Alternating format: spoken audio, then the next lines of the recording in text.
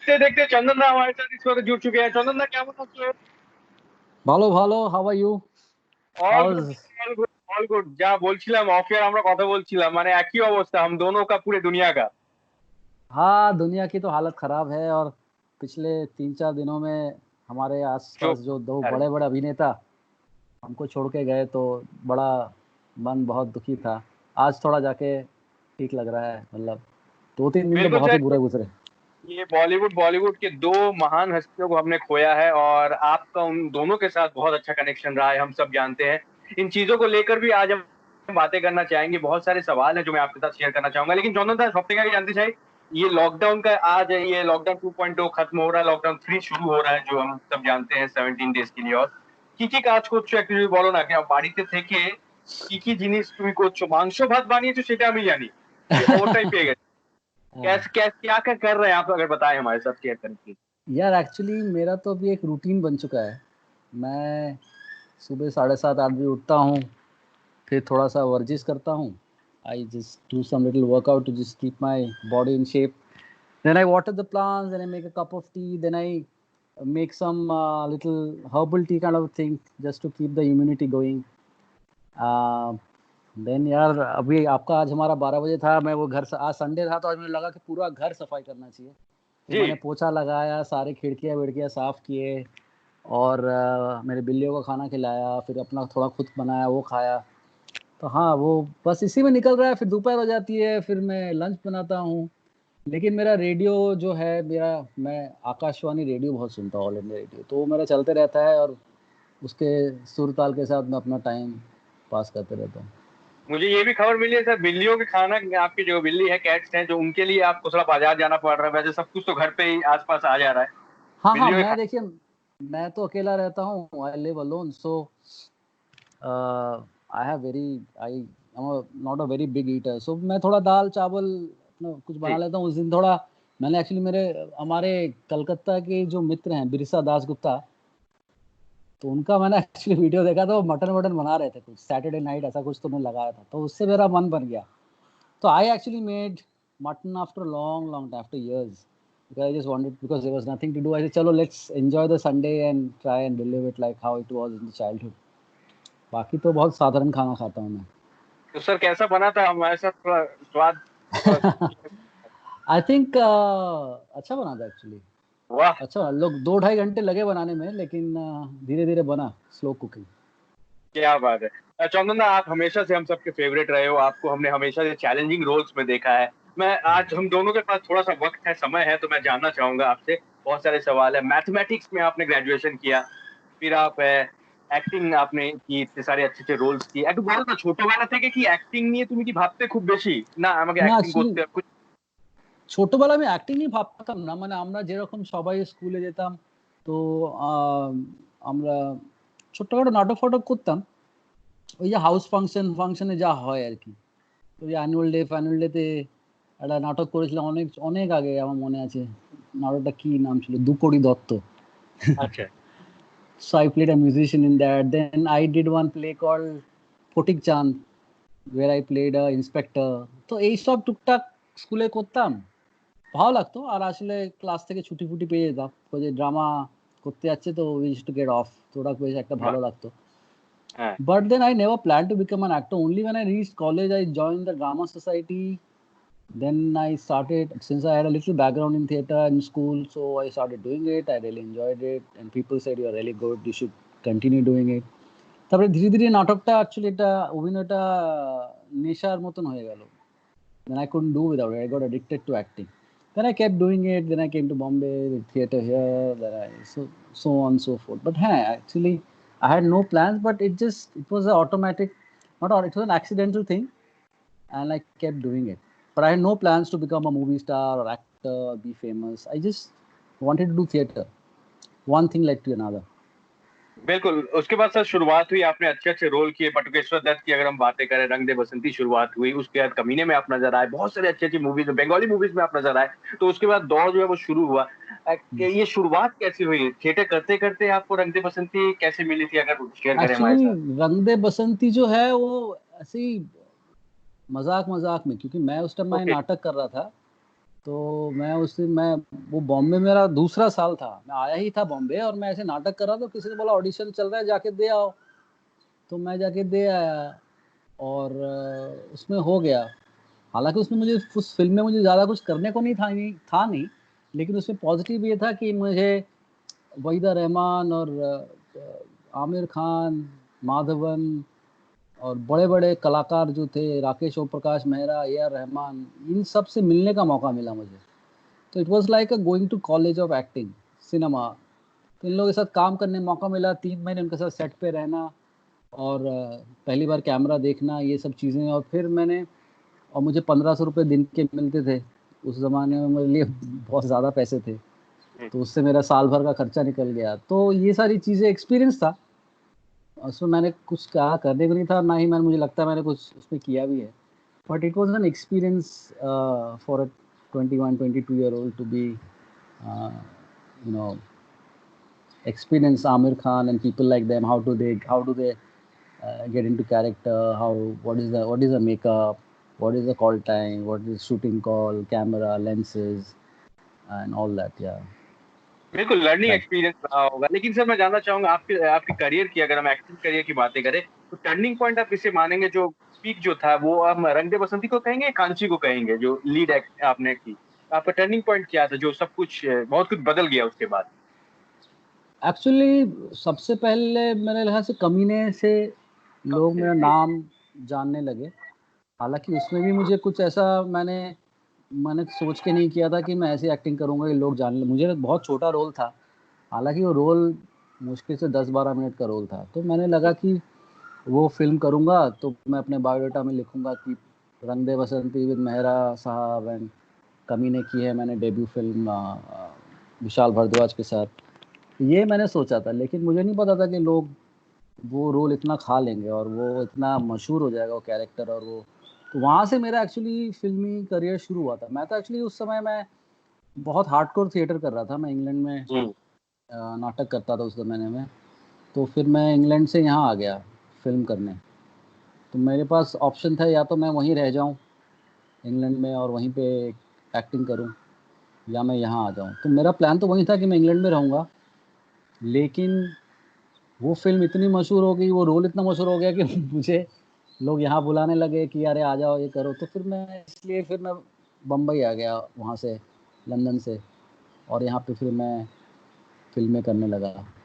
तो शुरू-शुरू में फिर मैंने हाँ कांची की, डी डे की मैंने, और कुछ मैंने 2-4 अच्छी फ़िल्में की जो रिलीज़ नहीं हुई। मेरी एक बहुत ही मनपसंद फ़िल्म है जो मेरे बहुत दिल के करीब है, प्राग करके, जो बहुत ही छोटी-सी फ़िल्म है, ज़्यादा लोगों ने देखी भी नहीं होगी वो फ़िल्म। वो फ़िल्म मेरी एक्चुअली पहली फ़िल्म थी जिसमें मैंने मुख्य चरित्र किया था, मैंने टाइटल रोल किया था, और वो हम लोगों ने प्राग में शूट किया था। और उसमें मैंने खूब सारा समय दिया था, 2-3 महीने प्रिपेयर किया था। लेकिन वो फ़िल्म ठीक से आई नहीं, चली नहीं। तो हाँ, मतलब उस तरह की चीज़ें फिर लाइफ़ में होती गईं फिर।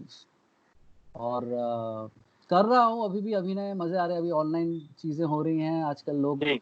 वेब सीरीज़ वगैरह कर रहे हैं, तो मैं भी थोड़ा वेब सीरीज़ वगैरह कर रहा हूँ।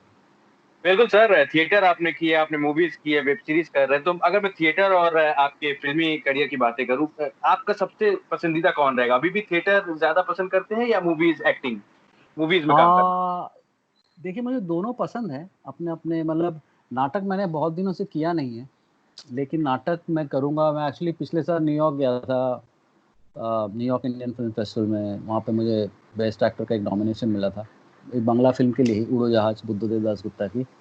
तो उस दौरान मैं न्यूयॉर्क में 2 हफ्ते था, तो मैं बहुत घूमा वहाँ पे, खूब सारा नाटक देखा मैंने। तो मैं ऑलमोस्ट हर दूसरे दिन ब्रॉडवे जाता था कुछ प्ले देखने, ऑफ ब्रॉडवे। तो मैंने वहाँ पे वो एक बड़े ही मशहूर अभिनेता हैं एडम ड्राइवर करके, उनका एक नाटक देखा मैंने, जो मैरिज स्टोरी में है। तो फिर मैंने किंग लियर देखा, वहाँ एक ब्रिटिश एक्ट्रेस थी उनका। तो मुझे लगा कि ये नाटक तो मुझे अभी भी खींचता है, लेकिन मैं कुछ बहुत ही ऊँचे लेवल पे करना चाहता हूँ। अगर नाटक करूँगा तो मैं चाहता हूँ कि मेरा बहुत मन है कि मैं ब्रॉडवे में नाटक करूँ कभी जाके। बिल्कुल। तो तो सर फ्यूचर ऑफ थिएटर आपको क्या लगता है? अभी इस वक्त क्या इंडिया में क्या कंडीशन है? देखिए नाटक जो है हमारे देश में, नाटक को सिर्फ ये माना जाता है कि आप एक्टिंग सीख लो और फिर आप मूवी स्टार बन जाओ, या फिर लोग नाटक को, घर वाले या रिश्तेदार दोस्त लोग समझते हैं कि नाटक is a waste of time, and it's nothing. I mean people don't take theatre too seriously. It's not a curricular activity in schools in colleges. हम कॉलेजेस में होता है, लेकिन लोगों को लगता है कि नाटक करना वेस्ट ऑफ टाइम है और ज़रूरी नहीं है, लेकिन वो बहुत ही गलत धारणा है। I think theatre is a very very important part of life and everybody, and it's the most oldest form of art in, I mean cave painting जब बनते थे उस ज़माने में नाटक वगैरह होते थे, ग्रीक थिएटर जो एंशियंट ग्रीक थिएटर होता था, और सिनेमा तो 100 साल ही हुए आए हुए। तो आई थिंक थिएटर हमेशा से रहा है, और थिएटर को अगर हमारा देश, हर आदमी, हर पॉलिटिशियन, हर डॉक्टर, इंजीनियर, हर आदमी अगर जिसने थिएटर किया है, उसका जीवन जीने का नज़रिया जो ढल रहा है, I am sure it's very will be very different, because it just not teaches you acting, theatre teaches you how to live life a human being, you know. आपको अच्छे अच्छे ऑथर्स, उनके नाटक, उनकी फिलोसफीज पढ़ने मिलती हैं, उसको स्टेज पे करने। I mean theatre is just not about great acting, it's so many other things which makes a play together. आप लोगों के साथ कैसे पेश आते हैं रिहर्सल में, क्योंकि रिहर्सल में छोटा बड़ा कोई नहीं होता, नाटक में रोल सबकी एंट्री होती है, एग्जिट होती है, तो और सबको मिलके करना होता है। आई थिंक वो थिएटर इज, तो हमारे देश में अगर ये नज़रिया बदल जाए नाटक को लेके कि ये वेस्ट ऑफ टाइम है, तो टाइम पास है, अगर उसको सीरियसली, जैसे लोग साइंस पढ़ते हैं, जैसे लोग हिस्ट्री पढ़ते हैं, मेडिसिन पढ़ते हैं, वैसे अगर थिएटर पढ़ें तो आई थिंक देश को बहुत फ़ायदा होगा। बिल्कुल। और सर टेक भी नहीं होता, एक ही टेक में आपको देना पड़ेगा पूरा, ये सबसे या बड़ी बात। एक बार, बिल्कुल तो सर बिल्कुल। मुझे बताइए, मैं थिएटर मैंने कभी की नहीं है, एक्टिंग से आरजेस का थोड़ा दूर का रिश्ता है। तो ये आप लोग कितने दिन की ये स्क्रिप्ट आप लोग को याद करनी पड़ती है, थोड़ा सा अगर बताएं, जो नॉर्मल लोग हैं जिनको नहीं पता है थिएटर के बारे में, उन लोगों जैसे के लिए। थिएटर में बेसिकली क्या होता है, डिपेंड करता है। कई बार बड़े बड़े बड़े नाटक होते हैं, इसमें 3 एक्ट होते हैं, कई बार जी किसी नाटक में 2 एक्ट होते हैं, कभी 1 एक्ट होता है, कभी नाटक 50 मिनट का होता है, 1.5 घंटे का होता है, 2.5 घंटे का होता है। तो रिहर्सल्स होती हैं। सबसे पहले तो लोग नाटक पढ़ते हैं सब मिलके, 100 बार नाटक पढ़ते हैं, ताकि समझ में आ जाए कि नाटक का जो है वो कह क्या रहा है, हमको नाटक में जी कहना क्या है। उसके बाद रिहर्सल शुरू होती है।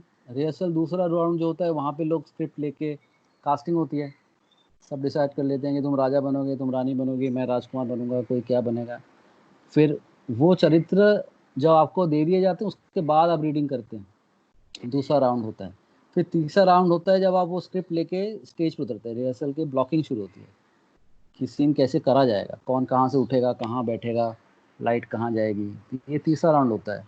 और फिर चौथा राउंड होता है, आप स्क्रिप्ट छोड़ देते हैं, तब आपको सुन सुन के करना पड़ता है, या किसी ने याद किया है या कोई प्रॉम्प्ट करता है, वो करके आप करते हैं। और फिर पांचवा राउंड होता है जब आपको लाइंस याद हो जाती हैं, नाटक की ब्लॉकिंग फिक्स हो जाती है, फिर उसके ऊपर नाटक को रिहर्स किया जाता है कि कहाँ उसको इम्प्रूव किया जाए, कैरेक्टर पकड़ना है, क्या मूवमेंट है, क्या ग्राफ होगा। और फिर सिक्स्थ राउंड जो होता है, वहाँ पे जाके नाटक कम्प्लीटली तैयार हो जाता है। फिर हम उसको कहते हैं ग्रैंड रिहर्सल, जहाँ पे नाटक का पहला शो होता है, जहाँ पे मतलब आस लोगों को बुलाते हैं, अपने आसपास के जानकार लोग हैं जो देख के बताएंगे कि नाटक क्या ठीक हम लोग जा रहे हैं कि नहीं। और फिर फाइनली वो ग्रैंड रिहर्सल होता है, फिर ड्रेस रिहर्सल होता है, और उसके बाद प्रीमियर नाइट होता है, और उसके बाद मेन शो होता है। और फिर उस मेन शो के बाद जितने आप करेंगे वो नाटक उतना ही गहरा होता जाएगा। अगर आप किसी नाटक के 50 शो करेंगे तो 50वां शो किसी और लेवल पे पहुंच जाएगा। तो basically that's the process of a play यार। बिल्कुल चंदन, हम लोग जब जाते हैं ऑडियंस, एज एन ऑडियंस आप लोगों को देखते हैं परफॉर्म करते हैं, अभी हम थिएटर की अगर बातें करें तो काफी अच्छा लगता है, हम अप्रिशिएट करते हैं और हम आ जाते हैं, लेकिन बहुत मेहनत आप लोगों को करनी पड़ती है। लेकिन मेहनत के पीछे कभी ऐसा हुआ चंदन आपके साथ, क्योंकि थिएटर से आपका रिश्ता है, कोई लाइन भूल गए हो, कुछ किया हो, फिर आपने हाँ उसको हाँ, डैमेज कंट्रोल जो होता है कैसे कर लेते हैं, वो कुछ वो तो फनी अगर हमारे शेयर करें, कुछ हुआ हो। वो तो सबसे मज़ेदार चीज़ है नाटक का, लाइन भूल जाना, दूसरे की लाइन खा जाना, सीन जंप कर जाना। कई बार आप कुछ सोच रहे होते हैं और आप कूद के किसी और सीन में पहुंच जाते हैं, पता चला एक जी सीन आप खा ही गए। तो ये तो बड़े मज़ेदार चीज़ है नाटक की, इसमें बहुत बहुत मज़ा आता है। तो ऐसे कई, मैं जिस तरह का अभिनेता हूँ, मैं लाइनें ज़्यादा याद नहीं करता हूँ। मैं ये सुन के लाइन याद करता हूँ, मुझसे वो पढ़ के याद नहीं होता है, मेरे को विजुअल मेमोरी से याद नहीं होता है। मैं सुनता हूँ, करता हूँ, जितनी बार रिहर्सल करूँगा मुझे लाइन याद होती जाएंगी। काफ़ी जब मैं स्टेज पे उतरता हूँ, काफ़ी मेरे जो को एक्टर्स हैं मुझसे डरते हैं स्टेज पे काम करने के लिए, क्योंकि मैं हर रोज़ कुछ नया ही करता हूँ, कुछ भी कर लाइन चेंज दूंगा, हो जाएगा जी। लाइन जी। चेंज कर दूंगा, कुछ ब्लॉकिंग चेंज कर दूंगा, ये सब मैं बहुत करता हूँ। थोड़ा डांट भी पड़ती है, लेकिन ये सब मैं बहुत करता हूँ, मुझे कीड़े बहुत है। तो स्टेज पे लेके मुझे लगता है कि stage is all about creating a different show every night. You can't, this is my belief, I can't do the same thing every night. I mean, that's the challenge of acting also, and that's the challenge of doing a play also, I think. बिल्कुल sir, 5 minute और आपका मैं लूंगा। चंदन दा, मुझे ये बताइए कि आप पहली आपकी इनकम आपको याद है, वो आप पॉकेट मनी हो या फिर थिएटर करते हुए हो या मूवी करते हुए, कुछ हमारे साथ शेयर करें अगर फर्स्ट इनकम। ये मैंने सबसे पहले देखे पैसा मैं बहुत पहले कमाने लग गया था। मैं 17 साल 18 साल की उम्र में जी। मैं जब थिएटर रिहर्सल शुरू किया तो मैं पैसे कमाने लगा था। कैसे कि मैं होम ट्यूशंस करता था, बच्चों को घर घर जाके फिजिक्स मैथ्स केमिस्ट्री ये सब पढ़ाता था। क्या? उससे मुझे महीने के मिलते थे, 2 घरों में पढ़ाता था, एक घर पे 500 रुपये मिलते थे, एक घर में 300 रुपये महीना मिलता था। तो 800 रुपये अच्छा। वो करता था, 5 मिनट। और फिर उसके बाद 800 रुपये वो जमा करता था, क्योंकि उसमें थोड़ा खर्चा ये होता था कि मैं थोड़ा नाटक को किताब वगैरह खरीदता था, बस का भाड़ा हो गया, चाय सिगरेट, और आपका ये नाटकों के टिकट। एनएसडी में जाता था नाटक देखने में, 10-15 रुपये के टिकट होते थे, कई बार सर बार बार सेविंग जाते कितनी थे। होती थी सर, ये सब करने का सेविंग कितनी हो जाती थी 800 में? ये सेविंग 800 में मेरी सेविंग हो जाती होगी 300-350 रुपये। क्या? वो मैं गुड। रखता था। फिर फिल्में देखने का शौक था, तो फिल्में देखने जाता था। हालांकि मैं फ्रंट स्टॉल पे देखता था फिल्म, क्योंकि मैं बैल्कनी आया, और वो अपर स्टॉल तो मैं अफोर्ड नहीं कर पाता था। तो 7 रुपये की टिकट होती थी, वो देखता था फ्राइडे। कोई अच्छी फिल्म रंगीला हो गई, या हम दिल ले चुके सनम, और वगैरह जो भी है। और उस टाइम में मैं वॉशिंग मशीन ही बेचता था। तो I used to work with a event company where I used to work with Whirlpool. तो वो स्कूल स्टूडेंट्स का काम होता था कि आप जैसे किसी कॉलोनी के बाहर कैनोपी लगा के फ्रंट लोडर और टॉप लोडर वॉशिंग मशीन दिन भर खड़े रहते थे वीकेंड्स पे। हाँ। कि लोग आते हैं तो भैया ऐसे कपड़े धोते हैं, यहाँ से आप डिटर्जेंट डालिए, ये फ्रंट लोडर है, ये ऑटोमेटिक है, ये सेमी ऑटोमेटिक है, इसका रोटेशन स्पीड ये है, इसका ये होता है, फलां ढिका। वो करके मुझे एक एक दिन के मुझे कुछ 500 रुपये या 600 रुपये मिल जाते थे। तो वो मैं करता था। तो ये दोनों काम मैं शुरू करता था। मैं मेरी नौकरियाँ ये थी। फिर एक टाइम में मैं कुछ इंटरव्यू भी दिया था मैंने कॉल सेंटर में, कि मुझे लगा कि यार एक्टिंग करूँगा, पैसे है नहीं, कैसे होगा। तो मैं फिर कॉल सेंटर गया, वहाँ पे इंटरव्यू दिया, मेरा हो भी गया था। लेकिन पता नहीं क्या हुआ मेरा, नहीं नहीं नहीं ये नहीं करना मुझे, मैं एक्टिंग करने आया हूँ, अगर ये सब में फंस गया तो मैं जो करने आया वो नहीं कर पाऊँगा। फिर मैं करा नहीं मैंने कॉल सेंटर का जॉब। बिल्कुल सर, आपने अच्छा किया, नहीं किया, नहीं तो आप जैसा एक अच्छा टैलेंटेड एक्टर हिंदुस्तान को नहीं मिलता। ओके चंदन दा, थैंक दो यू। तीन सवाल और मैं पूछना चाहूंगा जो हम ऑफ एयर बातें कर रहे थे। हमने इस वीक में, लास्ट वीक में ऋषि सर को खोया है, इरफान सर को खोया है। आपके बहुत नजदीक रहे हैं, ऋषि सर के साथ आपने मूवी भी की थी। कुछ हमारे व्यूवर्स के लिए अगर आप शेयर करें अपने अपने दिल की बात, इमोशंस अगर शेयर करें। देखिए इरफान साहब से मैं बहुत उनके साथ मैंने काम किया। मैंने उनके साथ 2 फिल्में की। एक फिल्म थी डी डे, और एक फिल्म जी। थी जज्बा, जहाँ पे वो हीरो थे, हम विलेन थे। और इरफान साहब को मैं उससे पहले से भी जानता था, मतलब हाय हेलो नहीं थी, लेकिन ऑब्वियसली मैं नाटक से हूँ। तो इरफान खान के लिए एक मेरे दिल में अलग इज्जत और एक श्रद्धा थी हमेशा से। उनका काम पसंद करना, वो पान सिंह तोमर हो, मकबूल हो, मेट्रो हो, नेम सेक हो, हर तरह की फिल्में उनका देखना, उनका समझना वो करते कैसे हैं ये सब, क्योंकि मैं तो उनसे बहुत जूनियर हूँ। और ये सब देख के मैं, क्योंकि वो हमारे में से एक थे। जैसे मैं बाहर से आया हूँ बम्बई, सपने तलाशते हुए, एक्टिंग करके, फिल्में करके, छोटे रोल करके, बड़े रोल करके, गिर के, उठ के, फ्लॉप नहीं, काम मिलता है 1 साल, फिर नहीं मिलता है, फिर आप कुछ करते हो, फिल्में चलती नहीं हैं। तो ये जो लड़ाई है, ये जो स्ट्रगल है एक एक्टर का, एक आर्टिस्ट का, ये मुझे इरफान साहब में दिखता था। और फिर उनको देखता था कि उनका ग्रोथ कैसे जा रहा है, वो कहाँ पहुँच रहे हैं। तो वो देख के मैं बहुत ही इंस्पायर्ड होता था, और एक एक रास्ता दिखता था कि ये एक रास्ता है जहाँ पे मैं जा सकता हूँ।